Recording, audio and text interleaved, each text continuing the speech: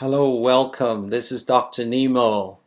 To my 7th and 8th graders, I hope you're all staying healthy and you're safe. We want to continue chapter 2 of the book on the life and the times of Moses. Okay, so we're now on chapter 2. But if you look on this side of the chapter, you see this map shows where the major events in Moses' life took place. He was probably born just north of the fork in the Nile River out here. The Sinai Peninsula, this was his likely destination when he led the Jewish people out of their captivity in Egypt. Canaan is the promised land, which was his goal. Now, why am I getting you to read all this? Because sometimes, you see, many of us think that Jesus just happened, okay? Like he just dropped from the sky. No, Jesus was born in a concrete place. He was born in Palestine, okay? He was a Jew, okay? That means he belonged to the people we call Israelites, okay? Or the Hebrews, because of the language they speak, Hebrew, okay? So he was born there. Now, he had a history. Okay, just like all of us, we are a product of our history. Okay, I'm a Ghanaian. I'm an Ashanti. I come from the Ashanti tribe. So I'm part of the history of the Ashanti people. Just like many of you probably who are African Americans, there's a story that you have. 400 years ago, slaves were carried from the shores of Africa into the Caribbeans and into North America. This is part of your history. So Jesus was somebody who celebrated what we call the Passover. Okay, and the story that is unfolding tells us how the Passover meal was established and for thousands of generations were celebrated by the Jewish people. Okay, so now it's the birth of Moses. If you want to have detailed reading on this, just go to the book of Exodus. That's the second book of the Bible. First book is Genesis, Exodus. The word Exodus means departure. Okay, so that tells you how the people of Israel departed from Egypt. Okay, and went through the Red Sea, or what we will learn about the Sea of Reeds. Okay, and then they went through the desert for 40 years until they reach the promised land. Okay, so let's get the reading going. I hope you've all accepted my invitation for you to go on Epic Book so you'll be able to read along with me. I'm reading this chapter 2. Moses in the Bulrushes.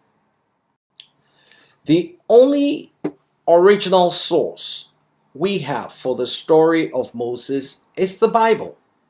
His story begins several centuries before the events depicted during his Hollywood moments.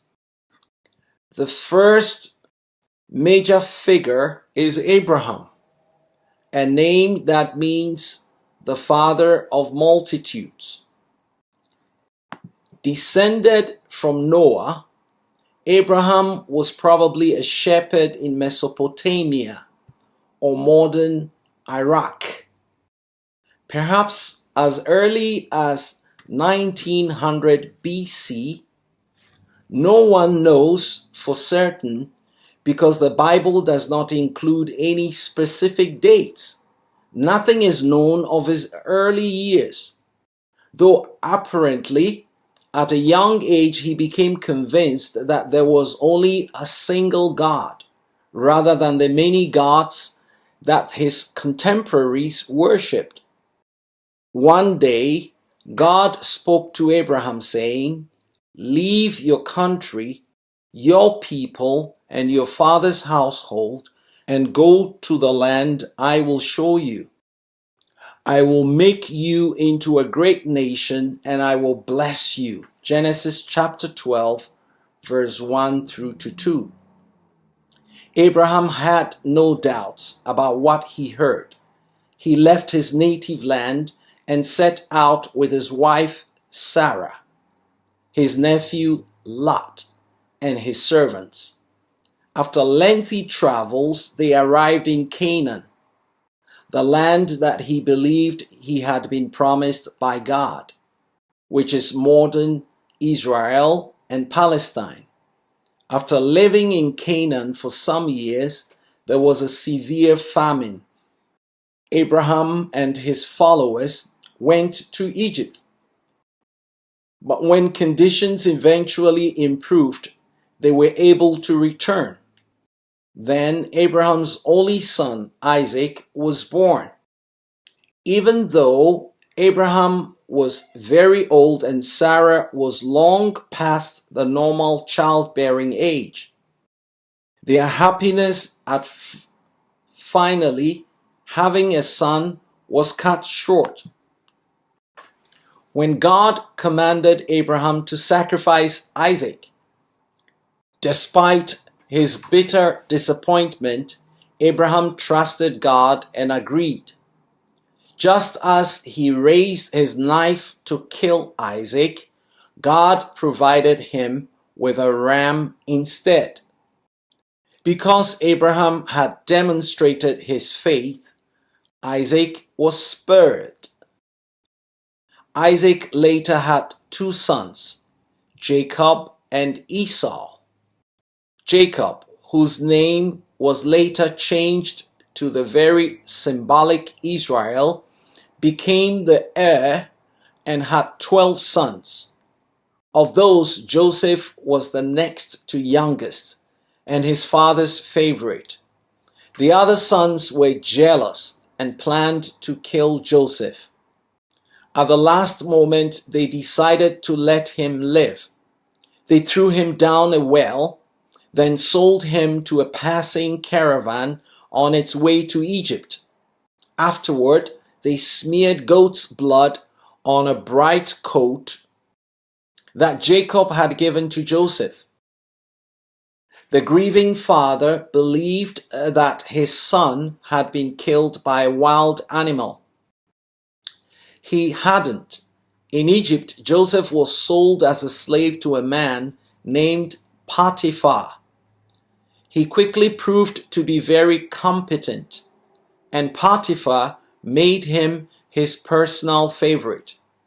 Eventually, because of his ability to interpret dreams, Joseph went into the service of the Pharaoh.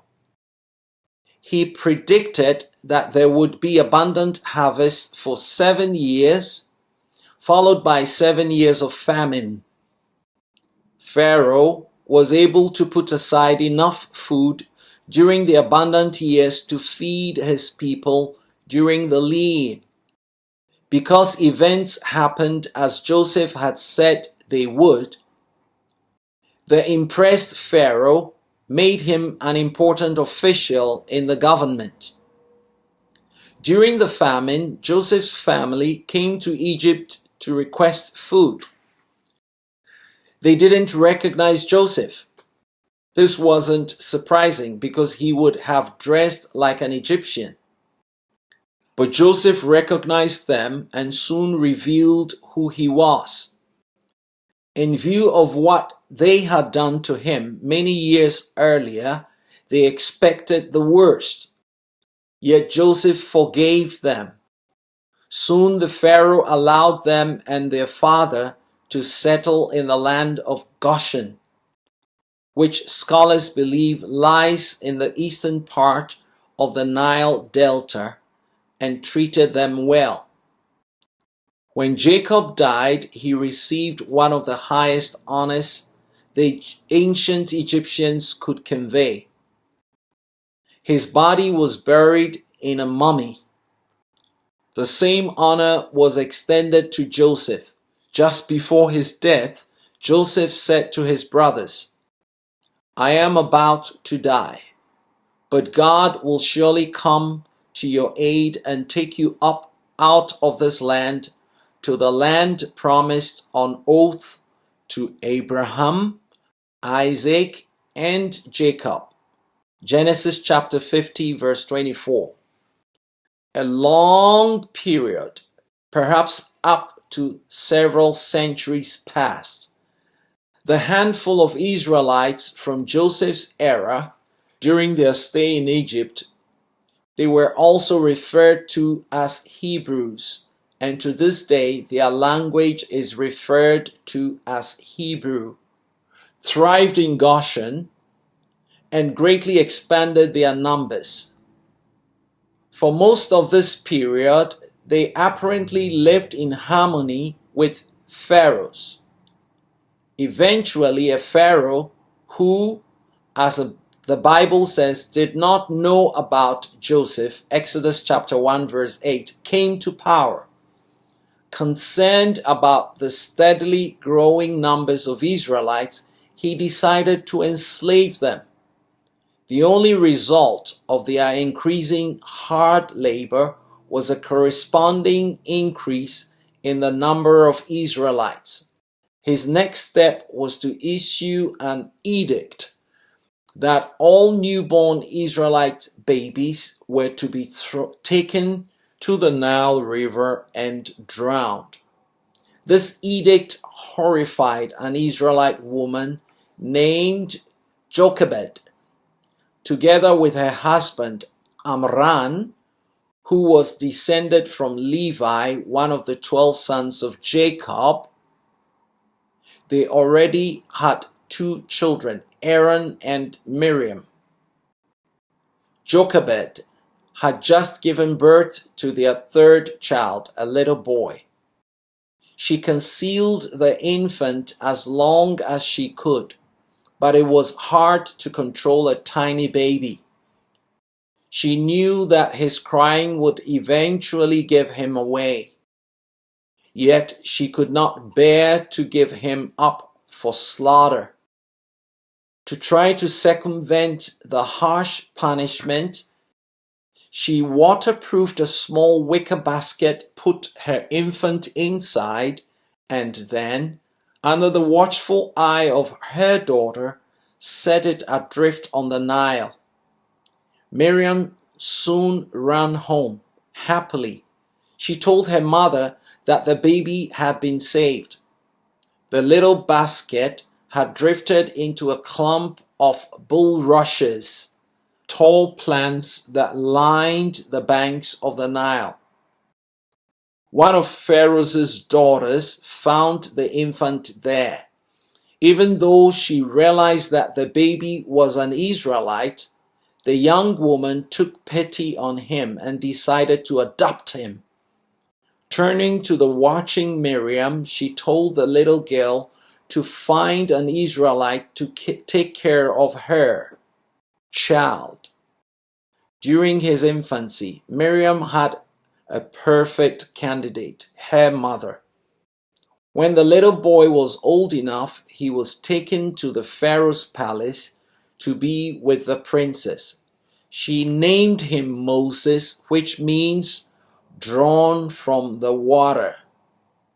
Even though he spent nearly his entire life among the Egyptians and lived a life of luxury, Moses remained an Israelite in his heart. He never forgot his heritage. One day, the now grown Moses happened to be watching a group of Israelites working. An Egyptian began beating up one of them. In a fit of fury, Moses murdered the Egyptian. Looking around carefully to see if anyone had observed him, he dragged the body away and buried it. But his crime had been witnessed. The following day, he tried to break up a fight between 2 Israelites. When he started criticizing them, one of them mocked him, asking him if he planned on killing him just as he had murdered the Egyptian. It may seem strange that the Israelites weren't grateful to Moses for taking their side. They probably were afraid that the Pharaoh would take revenge against them for the killing. It didn't take long for word of the crime to filter up to the Pharaoh. He ordered Moses to be executed. Moses escaped and fled into the desert. probably somewhere in the modern Arabian Peninsula in the area known as Midian. No one knows how long he wandered, alone and isolated. One day he came to a well at the same time as the 7 daughters of a man named Jethro. Because the daughters didn't have a man with them, a gang of shepherds began bullying them. Moses came to their rescue, drove away the shepherds, and helped them water their flocks. In gratitude, Jethro gave his daughter Zipporah to Moses as his wife. Moses probably looked forward to a peaceful, quiet life in the desert as a shepherd. But it was not to be. He was about to take part in the greatest human event in the Old Testament. So that brings us to the end of chapter 2. I'd like you to go over and check out the FYI for your information. Okay, read something about the Nile River. Very, very important river in Africa. It still exists today. I've been to the source of the Nile, which begins in East Africa, in Uganda. It's at a place called Bujagali Falls. Very exciting. So some of these stories, you might sit there and think, oh, maybe this is just myth. You know, they did really happen. Some of the details are really, really true. At least an event happened, a major event happened. So enjoy reading this over and over again. And I'll see you next time as we get on to chapter 3. There will be a quiz after this very lesson. So check that out also on Epic. Answer the questions. And when you complete your homework, your assignment, please email it to me on mnemo@toltonacademy.org. mnemo@toltonacademy.org. Be safe and stay healthy.